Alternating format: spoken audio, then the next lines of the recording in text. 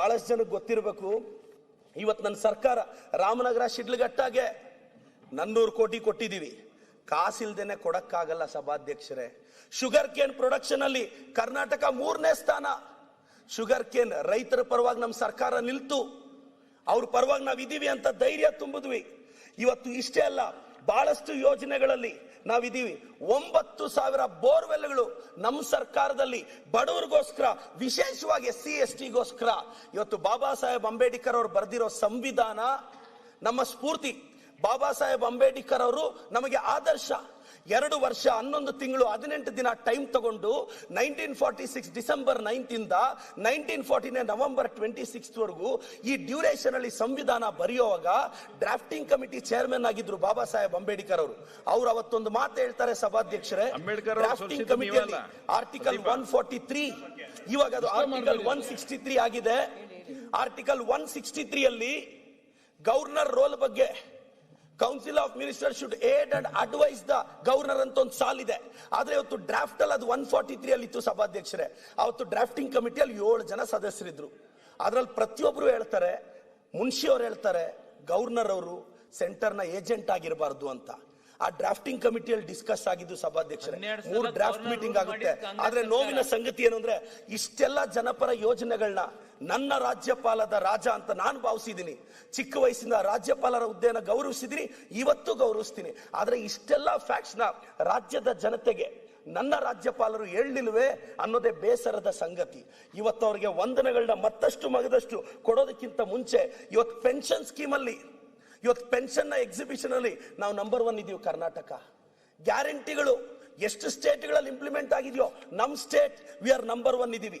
ಇವತ್ತು technology, connectivity, ಇವತ್ತು silicon valley of India ಅಂತಾರೆ, ಗಾರ್ಡನ್ ಸಿಟಿ ಆಫ್ ಇಂಡಿಯಾ ಅಂತ ಕರೀತಾರೆ, ಸೇಫೆಸ್ಟ್ ಸಿಟಿ ಆಫ್ ಇಂಡಿಯಾ ಅಂತ ಕರೀತಾರೆ. ಇಷ್ಟರಲ್ಲಿ ಇದಕ್ಕೆ ಬೆಂಗಳೂರು ಪಾತ್ರವಾಗಿದೆ ಅಂದ್ರೆ ನಮ್ಮ ಸರ್ಕಾರದ ಒಂದು ಪಾತ್ರ ಬಹಳ ದೊಡ್ಡದು ಸಭಾಧ್ಯಕ್ಷರೇ. ನಾನು ಒಂದು ಮಾತು ಹೇಳಕ್ ಇಷ್ಟಪಡ್ತೀನಿ ಸಭಾಧ್ಯಕ್ಷರೇ, ಕರ್ನಾಟಕ ಇಂಡಸ್ಟ್ರಿಯಲ್ ಪಾಲಿಸಿ ತಂದ್ವಿ. ಇನ್ವೆಸ್ಟ್ಮೆಂಟ್, ಎಕ್ಸ್ಪೆಂಡಿಚರ್ ಅಲ್ಲ, ಇನ್ವೆಸ್ಟ್ಮೆಂಟ್ ಅಂತ ಭಾವಿಸಿ ಅದನ್ನ ಡೆವಲಪ್ಮೆಂಟ್ಗೆ ಬಳಸೋದಿಕ್ಕೆ ನಾವು ಪ್ರಯತ್ನ ಪಡ್ತಿದೀವಿ. ಎಜುಕೇಶನ್ ಸೆಕ್ಟರ್ ಅಲ್ಲಿ ರೆವಲ್ಯೂಷನ್ ತರ್ತಿದ್ದಾರೆ ನನ್ನ ಸಚಿವರು. ಇವತ್ತು ಹೋಮ್ ಡಿಪಾರ್ಟ್ಮೆಂಟ್ ಇವತ್ತು ಕಳೆದ ಸರ್ಕಾರಗಳಿಗೆ ಹೋಲಿಸಿದ್ರೆ ನಮ್ಮ ಸರ್ಕಾರದಲ್ಲಿ ಇವತ್ತು ಸೇಫೆಸ್ಟ್ ಎನ್ವಿರಾನ್ಮೆಂಟ್ ಇದೆ. ಪ್ರತಿ ಸರ್ಕಾರದಲ್ಲೂ ಚಿಕ್ಕ ಪುಟ್ಟ ಸಮಸ್ಯೆಗಳಾಗ್ತವೆ, ಆದ್ರೆ ಇವತ್ತು ನಮ್ಮ ಸರ್ಕಾರದಲ್ಲಿ ಇವತ್ತು ಬ್ಯಾಂಗ್ಳೂರ್ ಕರ್ನಾಟಕ ಸೇಫೆಸ್ಟ್ ಅನ್ನೋ ಸಂದೇಶ ನಾವು ಸಾರ್ತಾ ಇದೀವಿ.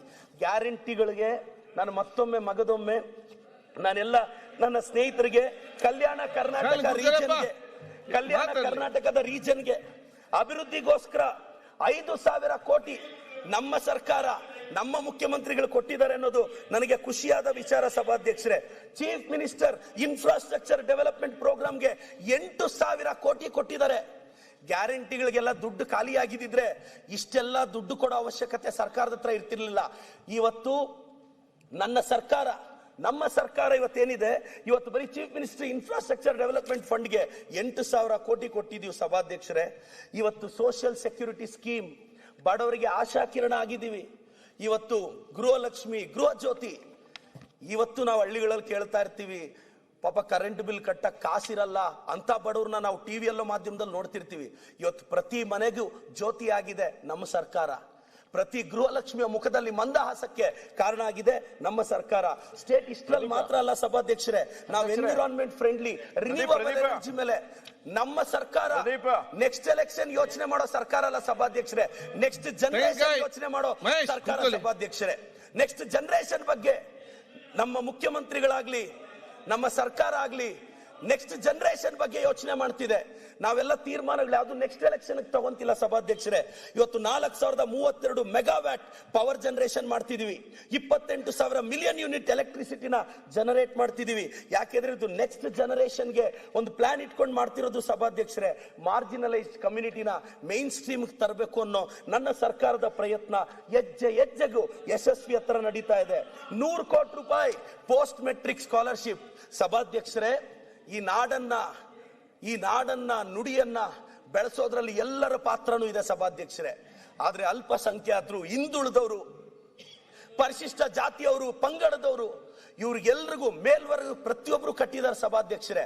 ಆದ್ರೆ ಗವರ್ನಮೆಂಟ್ ಶುಡ್ ರೀಚ್ ದ ಅನ್ರೀಚ್ ಅಂತಾರೆ. ಯಾರನ್ನ ತಲುಪಕ್ಕಾಗಿಲ್ಲ ಅವ್ರನ್ನ ತಲುಪೋದೇ ಸರ್ಕಾರದ ಕೆಲಸ ಅಂತ. ಇವತ್ತು ಅಲ್ಪಸಂಖ್ಯಾತರನ್ನ, ಹಿಂದುಳಿದವ್ರನ್ನ, ಪರಿಶಿಷ್ಟ ಜಾತಿ ಪಂಗಡದವ್ರನ್ನ ಮೇಲೆತ್ತಬೇಕು, ಮುಖ್ಯವಾಹಿನಿಗೆ ತರಬೇಕು ಅಂತ SC/ST ಸ್ಕಾಲರ್ಶಿಪ್ ಕೊಡ್ತಿದೀವಿ, ಅವ್ರಿಗೆ ರಿಸರ್ವೇಶನ್ ಕೊಡ್ತಿದೀವಿ, ಇಂಟರ್ನಲ್ ರಿಸರ್ವೇಶನ್ ಕೊಡ್ತಿದೀವಿ. ಇವತ್ತು ಅಲ್ಪಸಂಖ್ಯಾತರಿಗೆ, ಹಿಂದುಳಿದವರಿಗೆ, ಚಿಕ್ಕ ಚಿಕ್ಕ ಸಮುದಾಯದವರಿಗೆ ಅನ್ಯಾಯ ಆಗಬಾರ್ದು ಅಂತ ಒಂದು ನಮ್ಮ ಸರ್ಕಾರ ಸರ್ವೆ ಮಾಡಿಸ್ತಿದೆ. ಪ್ರತಿಯೊಂದು ಕಮ್ಯುನಿಟಿನೂ ನಮಗೆ ಮುಖ್ಯನೇ, ಯಾವ ಕಮ್ಯುನಿಟಿನೂ ಮುಖ್ಯವಾಹಿನಿಯಿಂದ ದೂರ ಇರಬಾರ್ದು ಅಂತ ಪ್ರಾಮಾಣಿಕವಾಗಿ ಇವತ್ತೊಂದು ಸರ್ವೆ ಮಾಡಿಸಿದ್ದೀವಿ.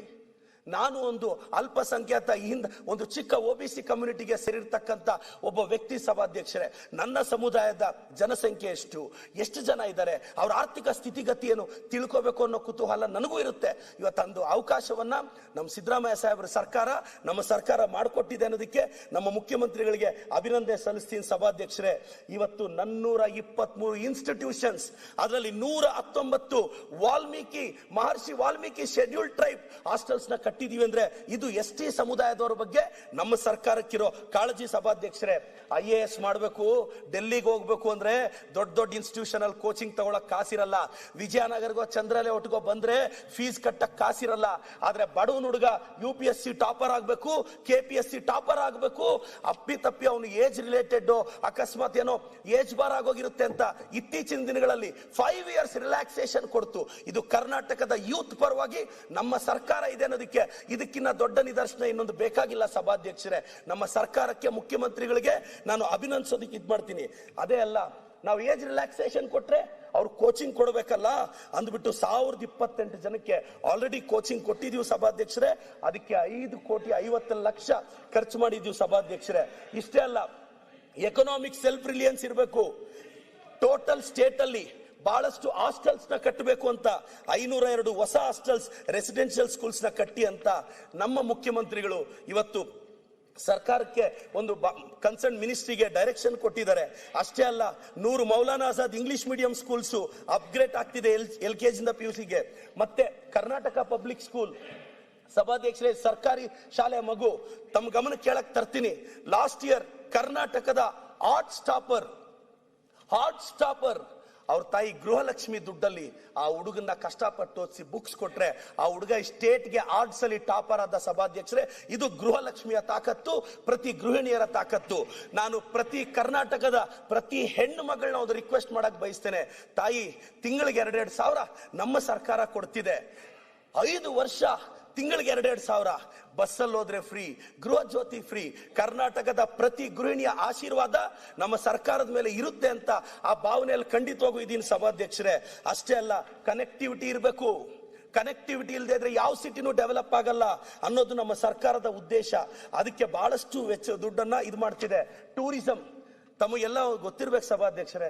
ಮಹಾತ್ಮ ಗಾಂಧಿ ಅವರು ಇಂಡಿಯಾಗೆ ವಾಪಸ್ ಬಂದಾಗ ನಾವು ಅದನ್ನ ಇವತ್ತು ಪ್ರವಾಸಿ ಭಾರತೀಯ ದಿವಸ ಅಂತ ಸೆಲೆಬ್ರೇಟ್ ಮಾಡ್ತೀವಿ. ಟೂರಿಸಂ ಪಾಲಿಸಿ ಇರಬೇಕು. ಟೂರಿಸಂ ಇದ್ರೆ ರೆವಿನ್ಯೂ ಜನರೇಟ್ ಆಗುತ್ತೆ. ಇವತ್ತು ನನ್ನ ಕ್ಷೇತ್ರದಲ್ಲಿ ನಂದಿ ಹಿಲ್ಸ್ ಇದೆ, ನನ್ನ ಕ್ಷೇತ್ರದಲ್ಲಿ ಮುದ್ದೇನಹಳ್ಳಿ ಇದೆ, ಇವತ್ತು ನನ್ನ ಕ್ಷೇತ್ರದಲ್ಲಿ ದೊಡ್ಡ ದೊಡ್ಡ ಆರ್ಗನೈಸೇಷನ್ಸ್ ಇದೆ.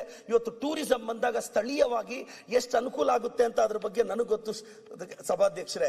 ಇವತ್ತು ಅಂತ ಟೂರಿಸಂ ಪಾಲಿಸಿನ 24 ಇಂದ 29ಗೆ ನಮ್ಮ ಸರ್ಕಾರ ತಂದಿದ್ದೀವಿ. ಕರ್ನಾಟಕ ಜ್ಞಾನ ಭಂಡಾರ ಮನುಸ್ಕ್ರಿಪ್ಟ್ಸ್ ಅಂಡ್ ಡಿಜಿಟಲೈಸೇಷನ್ ಬಿಲ್ 2025 ತಂದಿದ್ದೀವಿ. ಇನ್ನೊಂದು ಸಭಾಧ್ಯಕ್ಷರೇ, ಒಂದಲ್ಲ ಎರಡಲ್ಲ, ಇವತ್ತು KPS ಸ್ಕೂಲ್ನ ವಿದ್ಯಾರ್ಥಿಗಳನ್ನ, ಕನ್ನಡ ಮೀಡಿಯಂ ಸ್ಕೂಲ್ಸ್ನ ನನ್ನ ಸರ್ಕಾರದ ಎಫಿಷಿಯನ್ಸಿಗೆ 2 ವರ್ಷಗಳ ಹಿಂದೆ ಕರ್ನಾಟಕ ಸ್ಟೇಟ್ SSLC ಟಾಪರ್, ಒಂದು ಗವರ್ನಮೆಂಟ್ ಸ್ಕೂಲ್ ಹೆಣ್ಣು ಮಗು ಅಂತ ಹೇಳೋದಿಕ್ಕೆ ನನಗೆ ಗೌರವ ಇದೆ ಸಭಾಧ್ಯಕ್ಷರೇ. ಅಷ್ಟೇ ಅಲ್ಲ, ಇವತ್ತು ಬಹಳಷ್ಟು ವಿಚಾರಗಳಲ್ಲಿ ನನ್ನ ಸರ್ಕಾರ ಅಭಿವೃದ್ಧಿಯಲ್ಲಿ ನಿಂತಿದ್ದೀವಿ. ನನಗೊಂದೇ ಒಂದು ಶಾಸಕನಾಗಿ, ಸಾಮಾನ್ಯನಾಗಿ ಯಾಕೆ ಕರ್ನಾಟಕದ ಮೇಲೆ ಕೇಂದ್ರಕ್ಕೆ ಎಷ್ಟು ಕೋಪ ಅನ್ನೋದೇ ಸಭಾಧ್ಯಕ್ಷರೇ.